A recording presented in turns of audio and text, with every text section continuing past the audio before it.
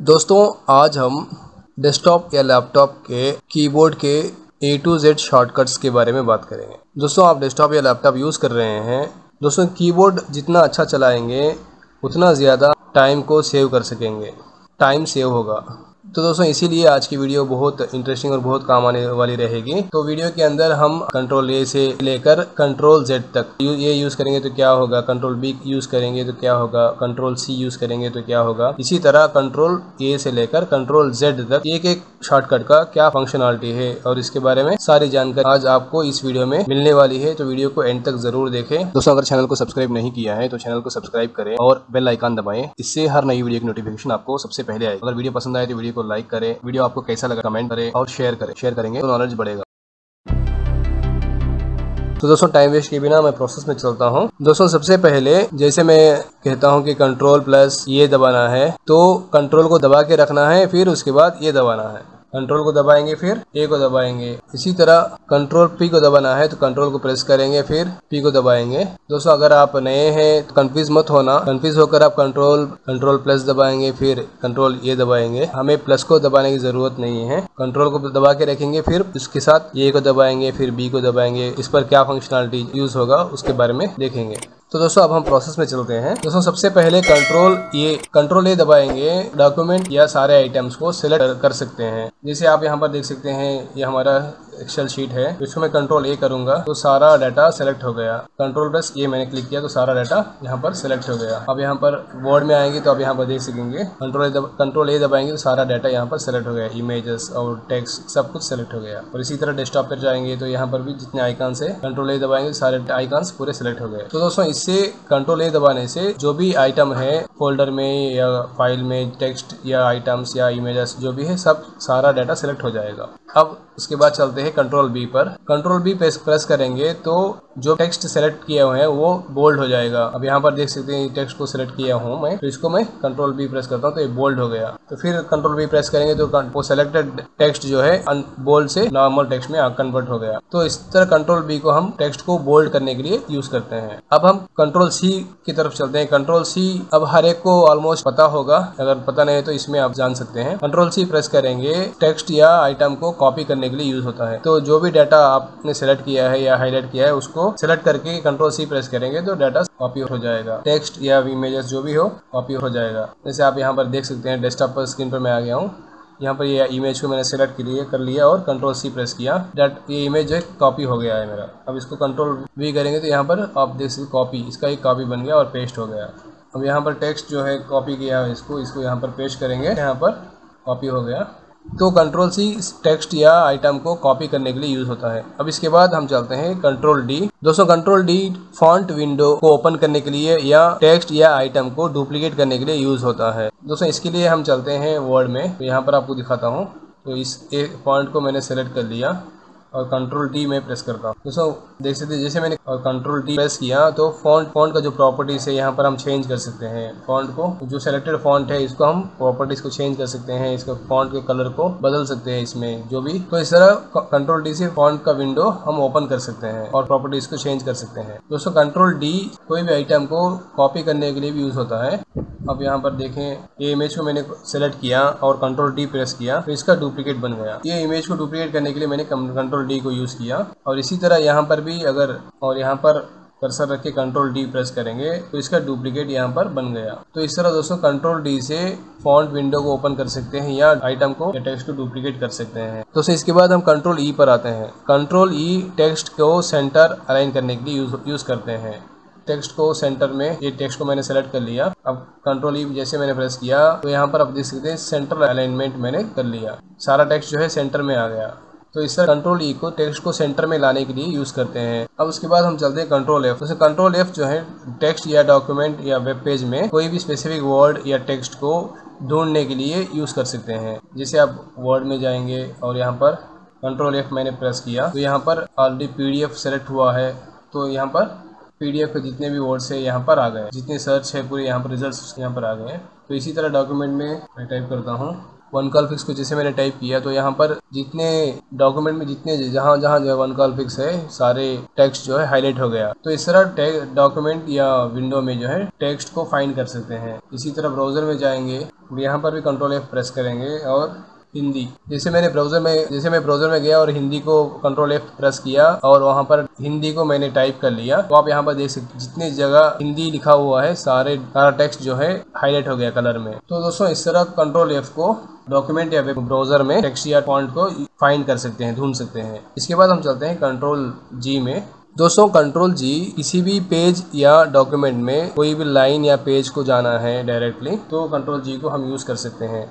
Word file में जाएंगे और कंट्रोल G में प्रेस करता हूँ। दोस्तों कंट्रोल G यहाँ पर आप देख सकते हैं गो टू, तो यहाँ पर पेज नंबर देना है। मेरे पेज में 2 पेज ऑलरेडी है, तो सेकंड पेज को मैं क्लिक करता हूँ और एंटर करता हूँ। तो अब यहाँ पर देख सकते सेकंड पेज में आ, और फिर थर्ड पेज में हम जाएंगे तो थर्ड पेज यहाँ पर आ गया। और इसी तरह लाइन में जाएंगे, लाइन का नंबर 10वां नंबर में देता हूँ। तो दोस्तों आप यहाँ देख सकते हैं कर्सर जो है 10वें नंबर लाइन पे आ गया है। आप देख सकते हैं यहाँ पर ऊपर से 1 2 3 4 5 6 7 8 9 10, ठीक 10वें लाइन में कर्सर मेरा आ गया है। तो इस तरह कंट्रोल G शॉर्टकट से हम स्पेसिफिक लाइन या पेज में डायरेक्टली जा सकते हैं। दोस्तों इसी तरह कंट्रोल H जो है किसी भी टेक्स्ट को आप रिप्लेस कर सकते हैं, किसी वर्ड या टेक्स्ट को। तो इसके लिए हम कंट्रोल H प्रेस करेंगे।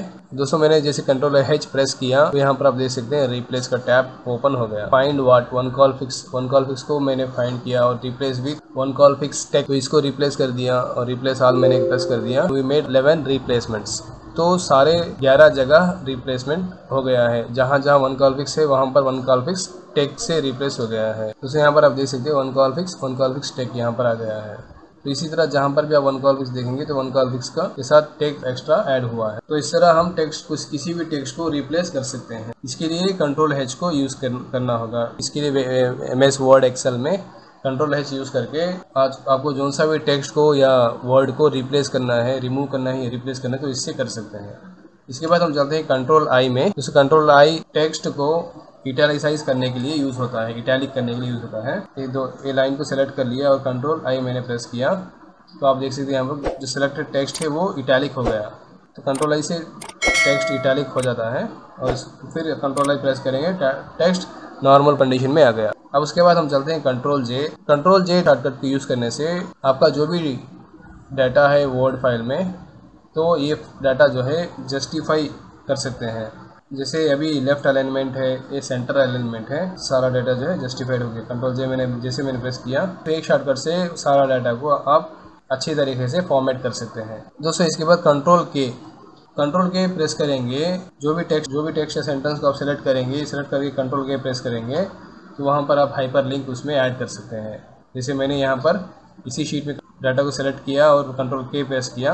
अब यहाँ पर ये ऑप्शन यहाँ पर ओपन हो गया, हाइपर लिंक, पेस्ट ए लिंक, सर्च और पेस्ट ए लिंक। तो इसी तरह वर्ड फाइल में भी आप कर सकते हैं। सारा डाटा को सिलेक्ट कीजिए या सिंगल वर्ड को सिलेक्ट करके कंट्रोल के प्रेस करेंगे तो यहाँ पर इंसर्ट हाइपर लिंक। अब यहाँ पर एड्रेस में जो भी लिंक देंगे या इमेज देंगे या कोई दूसरा फाइल देंगे तो इससे डायरेक्ट ये ओपन हो जाएगा। जैसे मैंने ये इमेज को मैंने लिंक कर लिया और इसको ओके कर दिया। जैसे मैं यहाँ पर कर्सर लेकर किया तो इमेज मेरा ओपन हो जाएगा। दोस्तों आप देख सकते हैं यहाँ पर इमेज ओपन हो गया। तो इस तरह कंट्रोल के यूज़ करके टेक्स्ट या पूरे सेंटेंस को सेलेक्ट करके कंट्रोल के प्रेस करेंगे तो वहाँ पर हमें जो है लिंक इंसर्ट करने के लिए ऑप्शन मिल जाएगा। इसके बाद हम चलते हैं कंट्रोल L की तरफ। कंट्रोल L को यूज़ करेंगे तो टेक्स्ट को लेफ्ट साइड इंडेंट की तरफ अलाइन कर सकते हैं। पैराग्राफ को सेलेक्ट कर लिया, फिर इसको दोस्तों जैसे मैंने कंट्रोल L किया तो ये अलाइनमेंट चेंज हो गया, इसका align left. Control L press किया तो यहाँ पर देख सकते हैं, यहाँ पर आप सारा डाटा लेफ्ट साइड अलाइनमेंट होगा। तो इस तरह कंट्रोल L प्रेस करेंगे तो डाटा या टेक्स्ट को लेफ्ट अलाइन कर सकते हैं। दोस्तों इसके बाद हम चलते हैं कंट्रोल M को यूज़ करके हम इंडेंट को, पूरे पैराग्राफ का इंडेंट या सारे पेज का इंडेंट हम सेलेक्ट कर सकते हैं। जैसे मैंने दोनों पैराग्राफ को सेलेक्ट कर लिया, फिर कंट्रोल M प्रेस किया तो पूरा डाटा, पूरा पेज जो है इंडेंट चेंज हो गया इसका। दोस्तों इसके बाद हम चलते हैं कंट्रोल N न्यू डॉक्यूमेंट और विंडो को ओपन करने के लिए यूज़ करते हैं। जैसे मैं कंट्रोल N को प्रेस करता हूँ, नया ब्राउज़र का टैब ओपन हो गया। इसी तरह वर्ड डॉक्यूमेंट में जाएंगे, फिर कंट्रोल एन को प्रेस करेंगे। जैसे मैंने कंट्रोल एन को प्रेस किया, दोस्तों आप देख सकते हैं यहाँ पर नया वर्ड डॉक्यूमेंट ओपन हो गया। इसको मैं क्लोज कर लेता हूँ। तो इस तरह कंट्रोल एन को प्रेस करेंगे तो ब्राउज़र में नया टैब ओपन होगा, नया विंडो ओपन होगा, और इसी तरह डॉक्यूमेंट में नया विंडो ओपन होगा। दोस्तों उसके बाद हम चलते हैं कंट्रोल ओ की तरफ। कंट्रोल ओ जैसे हम प्रेस करते हैं पुराने फाइल को ये ओपन करेगा, फाइल या डॉक्यूमेंट को। दोस्तों जैसे मैंने कंट्रोल ओ प्रेस किया तो ओपन है फाइल को ओपन करना। कहाँ से ओपन करना है? पुराने फाइल्स का पाथ दिखा रहा है, इसमें से कोई भी किसी भी फाइल को आप ओपन कर सकते हैं। वर्ड फाइल में जाएंगे, फिर कंट्रोल ओ प्रेस करेंगे। दोस्तों आप देख सकते हैं यहाँ पर ओपन फ्रॉम रिसेंट डॉक्यूमेंट्स और फोल्डर्स से भी, रिसेंट फोल्डर्स के अंदर से भी आप ओपन कर सकते हैं, या रिसेंट डॉक्यूमेंट्स में भी आप ओपन कर सकते हैं।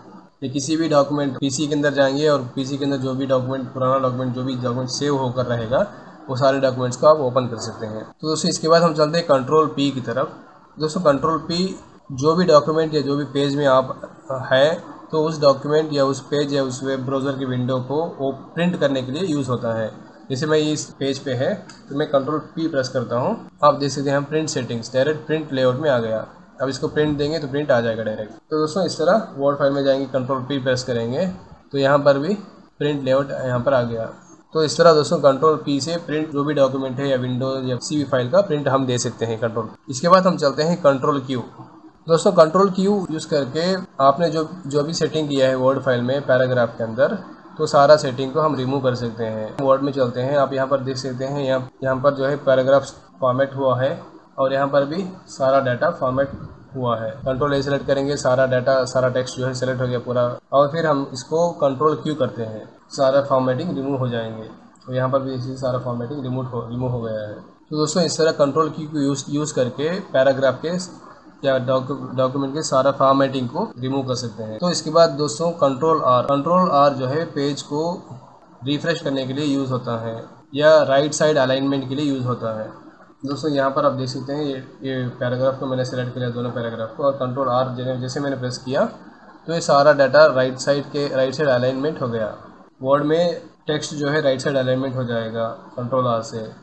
और इसी तरह दोस्तों एक्सेल में कंट्रोल आर प्रेस करेंगे तो जो डाटा राइट साइड है वो डुप्लीकेट हो जाएगा। इस सेल को मैंने सेलेक्ट किया और कंट्रोल आर प्रेस किया तो राइट साइड जो भी डाटा है वो डाटा यहाँ पर डुप्लीकेट हो जाएगा। ब्राउज़र में जाएंगे तो फिर कंट्रोल आर प्रेस करेंगे तो यहाँ पर देख सकते हैं ब्राउज़र का विंडो जो है ये रिफ्रेश हो गया, सारा पेज जो है रिफ्रेश हो गया। तो इस तरह दोस्तों कंट्रोल आर को यूज़ करके आप ब्राउज़र पेज है तो उसको रिफ्रेश कर सकते हैं, और इसी तरह वर्ड डॉक्यूमेंट है तो उस टेक्स्ट को राइट साइड अलाइनमेंट कर सकते हैं, और इसी तरह एक्सेल के अंदर डाटा को राइट साइड डुप्लीकेट कर सकते हैं। दोस्तों अब हम चलते हैं कंट्रोल एस की तरफ। कंट्रोल एस तो हर एक को पता है, डाटा को या फाइल को, किसी भी फाइल को सेव कर सकते हैं। कंट्रोल एस प्रेस करेंगे तो डाटा सेव हो जाएगा, फाइल सेव हो जाएगी। तो इसी तरह अब हम चलते हैं कंट्रोल टी की तरफ। दोस्तों कंट्रोल टी इंटरनेट ब्राउजर में नए टैब को ओपन करने के लिए यूज करते हैं। जैसे मैं ब्राउजर में हूँ तो कंट्रोल टी जैसे मैंने प्रेस किया, यहाँ पर आप देख सकते हैं न्यू टैब ओपन हो गया। दोस्तों इसी तरह वर्ड फाइल में अगर आप आएंगे तो दोनों पैराग्राफ को मैंने सेलेक्ट कर लिया, कंट्रोल टी मैंने यूज़ किया तो आप देख सकते हैं बाकी के सारा डाटा जो है टैब यहाँ पर इंसर्ट हो गया। तो इस तरह वर्ड फाइल में भी हम जो है टैब को यूज़ कर सकते हैं। कंट्रोल टी को इस तरह ओपन करके ब्राउजर में नया टैब ओपन कर सकते हैं। इसी तरह वर्ड फाइल में टैब के स्पेस को अलाइन कर सकते हैं। दोस्तों इसके बाद हम चलते हैं दोस्तों कंट्रोल यू डाटा को, टेक्स्ट को जो है अंडरलाइन करने के लिए यूज होता है। सेल को सेलेक्ट किया फिर कंट्रोल यू प्रेस किया तो यहाँ पर आप देख सकते हैं अंडरलाइन, सारा टेक्स्ट जो है अंडरलाइन हो गया। टेक्स्ट को सेलेक्ट करेंगे फिर कंट्रोल यू करेंगे तो जो अंडरलाइन टेक्स्ट है वो रिमूव हो गया। दोस्तों इसी तरह जो है कंट्रोल वी। दोस्तों कंट्रोल वी जो है जो भी डाटा आपने कॉपी या कट किया तो वो डेटा को पेस्ट करने के लिए यूज़ करते हैं कंट्रोल वी।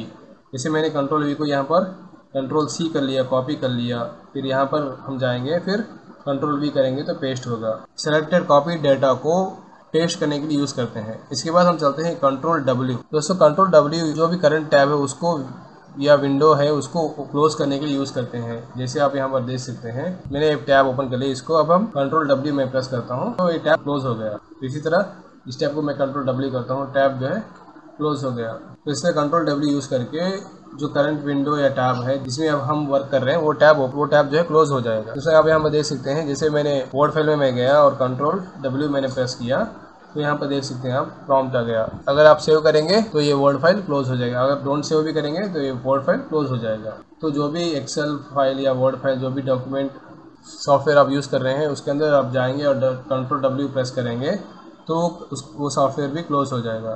तो इस तरह दोस्तों कंट्रोल W को यूज़ करेंगे तो आपका जो वेब ब्राउज़र है या जो भी सॉफ्टवेयर है वो क्लोज हो जाएगा, उसका विंडो या टैब। इसी तरह दोस्तों कंट्रोल X, अगर कंट्रोल X हम देखेंगे तो जो भी डाटा को आपने सेलेक्ट किया वो डाटा को सेलेक्ट करेंगे और कंट्रोल X करेंगे तो डाटा वहाँ से कट होगा और दूसरी जगह पेस्ट हो जाएगा।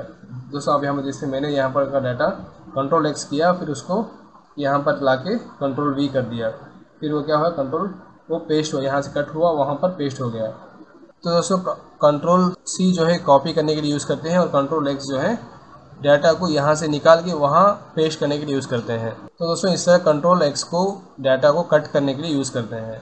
अब उसके बाद हम चलते हैं कंट्रोल Y। दोस्तों कंट्रोल Y जो है जो भी एक्शन हमने किया उसको दोबारा करने के लिए यूज़ करते हैं, रीडू करने के लिए यूज़ करते हैं। दोस्तों ये डाटा को मैंने डिलीट कर दिया, अगर इसको हम कंट्रोल Y करेंगे, दोस्तों डाटा को मैंने डिलीट किया फिर उसको वापस लाया, फिर एक बार कंट्रोल Y करता हूँ तो फिर जो वो एक्शन पहले किया तो वही एक्शन फिर रिपीट हुआ। तो इस तरह कंट्रोल Y करेंगे तो रीडू होगा, यानी रिपीट होगा, जो भी एक्शन हमने किया उसको रिपीट होगा। तो दोस्तों इस तरह कंट्रोल Y से जो भी रिएक्शन आपने किया वो एक्शन रिपीट होगा। इसी तरह कंट्रोल Z, दोस्तों कंट्रोल Z जो भी एक्शन, जो भी मिस्टेक आपने किया उसको आप रिवर्स कर सकते हैं। जैसे मैंने ये रीडू द प्रीवियस एक्शन को डिलीट कर दिया तो इसको हम कंट्रोल Z करेंगे तो ये रिवर्स हो गया, जो डाटा पहले डिलीट हो गया था वो दोबारा वापस आ गया। तो दोस्तों इस तरह कंट्रोल Z को यूज़ करके आपने जो भी डाटा डिलीट किया वो डाटा आपको वापस आ जाएगा, मगर डिलीट करने के बाद फाइल को आप क्लोज करना नहीं है, फाइल वर्ड फाइल में ही रहना है। आपने डाटा को डिलीट किया फिर कंट्रोल Z करेंगे तो ये वापस आ गया।